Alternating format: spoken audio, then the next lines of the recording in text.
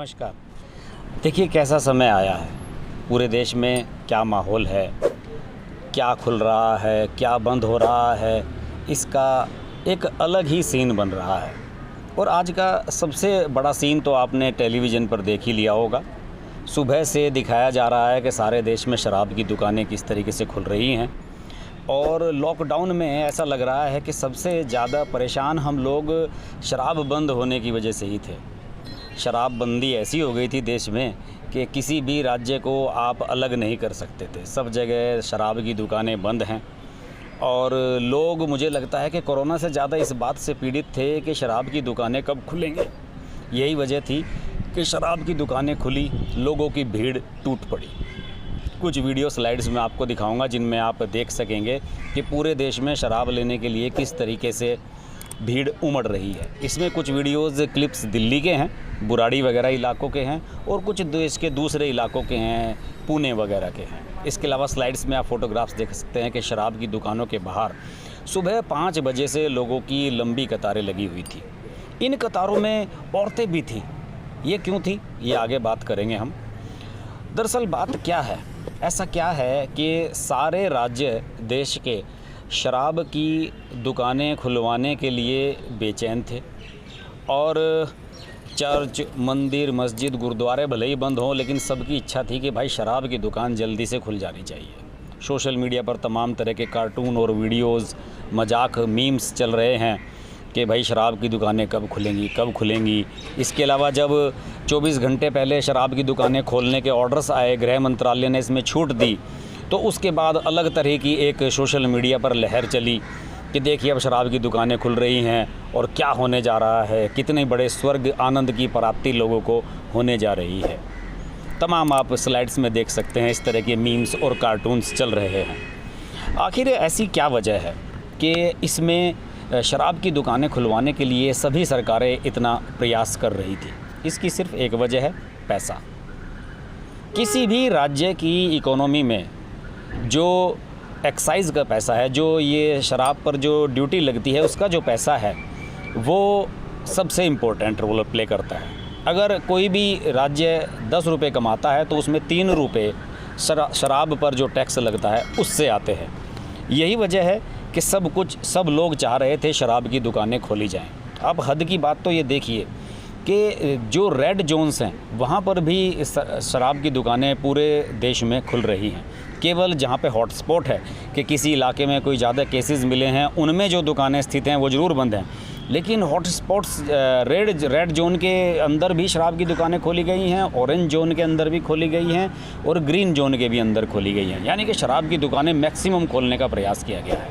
मैं दिल्ली में इस समय जहाँ खड़ा हूँ, कनॉट प्लेस में, ये मेरे पीछे जो आप भित्ति चित्र देख रहे हैं, यहाँ पर दिन भर लड़के लड़कियाँ अपने फ़ोटोग्राफ्स खींचते हैं, फ़ोटो सेशन करते हैं और यहाँ पर पैर रखने की जगह भी नहीं मिलती। लेकिन अब ये बिल्कुल सुनसान पड़ा हुआ है। कला का कोई पुजारी नहीं है, लेकिन आपको मैं अगर शराब की दुकानों का दौरा कराऊँ तो शराब की दुकानों पर आपको भीड़ मौजूद मिलेगी। सारे देश की अगर स्थिति की बात करें तो देश भर में जो अधिकृत शराब की दुकानें हैं लगभग 70,000 हैं और 700 से अधिक डिस्ट्रिक्ट हैं।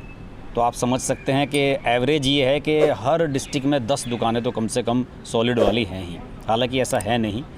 और सबसे दिल्ली में 150 दुकानें खोलने की परमिशन दी गई है और लगभग जो क्राइटेरिया गवर्नमेंट ने फ़िक्स किया है उस क्राइटेरिया के हिसाब से आज ग्रीन एरिया हो, ऑरेंज हो या रेड जोन हो, इनमें लगभग 400 डिस्ट्रिक्ट ऐसे हैं जहां पर किसी न किसी स्थिति में शराब की बिक्री चालू कर दी गई है। और शराब की कंपनियां जो हैं वो सब ये कह रही हैं कि अभी चूँकि जो स्टॉक उनके पास है वो बहुत जल्द निकल जाएगा, क्योंकि शराब से लोग प्यासे मर रहे हैं, तो वो फटाफट बिक्री हो जाएगी। लेकिन उसके बाद नेक्स्ट स्टॉक आने में देर लगेगी, इसलिए शराबी जल्दी से जल्दी अपनी शराब का कोटा पहले ले लेना चाहते हैं। क्यों? क्योंकि अभी उत्पादन बंद है, सारी डिस्टिलरीज बंद हैं और जितनी भी लिक्विड बनाने वाली कंपनियां हैं उनका कहना है कि हम 14 दिन के भीतर इस स्थिति को हम कंट्रोल में कर पाएंगे। यानी कि प्रोडक्शन शुरू होगा, उसके बाद डिस्ट्रीब्यूशन 14 दिन के अंदर शुरू हो पाएगा और 1 महीने के अंदर जाकर ये नॉर्मल हो पाएगा कि जो टोटल डिमांड है उसके हिसाब से हम शराब की सप्लाई कर पाएंगे। हालांकि अभी मॉल्स, रेस्टोरेंट्स और होटल्स में ये बिक्री नहीं हो रही है, और लेकिन स्टेट्स में सभी जगह पर शराब की बिक्री शुरू हो गई है। केरल और पंजाब 2 स्टेट ऐसे हैं जिन्होंने अभी शराब की बिक्री नहीं खोली है। दोनों का ये डिसीजन मुझे नहीं पता उनके हिसाब से क्यों उन्होंने लिया है, लेकिन पंजाब ने अभी बहुत ही लिमिटेड जगह इजाज़त दी है और केरल ने तो बिल्कुल भी इजाज़त नहीं दी है। इसके अलावा वेस्ट बंगाल में ममता बनर्जी ने केवल ग्रीन जोन में इसकी परमिशन दी है। उत्तर प्रदेश में दुकानें खुली हैं 10 बजे से, सुबह 10 बजे से शाम के 7 बजे तक। वहाँ भी होटल रेस्टोरेंट्स में परमिशन नहीं है। छत्तीसगढ़ में सुबह 8 बजे से शाम 7 बजे तक दुकानें खुलेंगी। छत्तीसगढ़ की सरकार तो होम डिलीवरी करने का प्लान बना रही है। मुझे तो कुछ ऐसा लग रहा है कि वहाँ पर जो भूपेश बघेल हैं उनके पास शायद पैसे की काफ़ी कमी है और वो चाहते हैं कि जल्द से जल्द पैसा कमाया जाए, क्योंकि उन्हें टीवी पे एडवर्टीजमेंट देना है। अभी उनकी सरकार को बने हुए 1 साल हुआ नहीं है और वे अपने विकास की, अपने द्वारा कराए गए विकास कार्यों की कहानी टेलीविज़न पर गाना शुरू कर चुके हैं और उन्हें पैसा खर्च करना है, अपनी सरकार की पब्लिसिटी करनी है, तो सरकार की पब्लिसिटी के लिए तो पैसा चाहिए। तो इसलिए उन्होंने कहा है कि भाई हम तो होम डिलीवरी भी कर देंगे, आप शराब मंगवा लीजिए, घर पे ही पहुंच जाएगी आपके। कर्नाटक में 9 बजे से 7 बजे तक बिक्री का समय रखा गया है। असम में भी शराब की बिक्री हो रही है और 12 अप्रैल को भी वहाँ पर दुकानें खोली गई थी, लेकिन फिर बाद में होम मिनिस्ट्री की कुछ गाइडलाइंस आ गई थी तो उन्हें बंद करना पड़ा था, लेकिन अब फिर से दुकानें वहाँ खुलने जा रही हैं। हिमाचल प्रदेश में भी दुकानें खुल रही हैं और गृह मंत्रालय ने जो गाइडलाइन जारी की है उसकी कोई परवाह नहीं कर रहा है। वहाँ पे ये गाइडलाइन थी कि एक शराब की दुकान पे एक समय में 5 आदमी आएंगे, 6-6 फुट की दूरी पर खड़े होंगे, लेकिन ऐसा कुछ नहीं है। सुबह से ही सबकी पंक्तियाँ लगी हुई हैं, लंबी लाइनें लगी हुई हैं। आदमी, औरतें, बूढ़े सुबह 5 बजे से ही लगे हुए थे। औरतें क्यों लगी हुई हैं ये समझ से बाहर है, आप समझ नहीं पाए होंगे, मैं बताता हूँ। औरतें इसलिए लगी हुई हैं कि ये औरतें शराब की बोतलें ख़रीदेंगी और इसके बाद इन्हें ले जाकर ब्लैक में बेचेंगी। कुछ लोग ऐसा ही धंधा करते हैं, इन औरतों को पैसे दे देते हैं और इन्हें पर बोतल के हिसाब से 500, 100, 200, 400 रुपये दे देंगे और उसके बाद वो शराब की जो बोतलें हैं बाहर जाकर ब्लैक में बेची जाएगी। यानी कि देश कितने भी बड़े संकट से जूझ रहा हो, कोई भी कोरोना हो, कोई भी बीमारी हो, महामारी हो, कुछ भी हो, लेकिन शराब का धंधा चलेगा ही चलेगा। कोई भी सरकार, चाहे वो योगी आदित्यनाथ हो, किसी भी, कोई भी आदर्शवादी नेता हो, चाहे कितना भी बड़ा आदर्शवादी हो, चाहे वो नवीन पटनायक हो, कोई भी हो, लेकिन हर स्टेट इस समय बेचैन है शराब की बिक्री मैक्सिमम करने के लिए। और लोग पिएंगे, मरेंगे, कोई नहीं रोक सकता। कोरोना से तो शायद आप बच जाएं, लेकिन शराब से कैसे बचेंगे? शराब की लत तो आपने बरसों बरस से पाली है।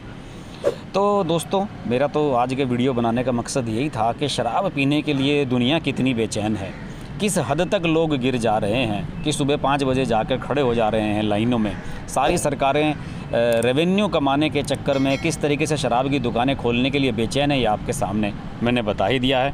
देखिए, महाराष्ट्र जहाँ पर सबसे ज़्यादा केस थे, सबसे पहले शराब की दुकानें वहीं खुली हैं, उद्धव ठाकरे ने खुलवाई हैं। तो ऐसा कोई नहीं है जो दूध का धुला हुआ हो। सबको पैसा कमाना है, सबको राजस्व चाहिए, सबको कमाई चाहिए। कोरोना रहे या ना रहे, शराब की दुकानें इसी तरीके से खुलेंगी और ये अगर एक बार खुल जाएंगी तो ये बंद नहीं होंगे। इस मुद्दे पर, इस तरह के मुद्दों पर आगे बात करते रहेंगे। देखते रहिए हर्ष की बात लाइव। नमस्कार। अगर आपको हमारी वीडियो पसंद आई तो हमारा चैनल हर्ष की बात लाइव सब्सक्राइब करें और नोटिफिकेशंस के लिए बेल आइकन प्रेस करें।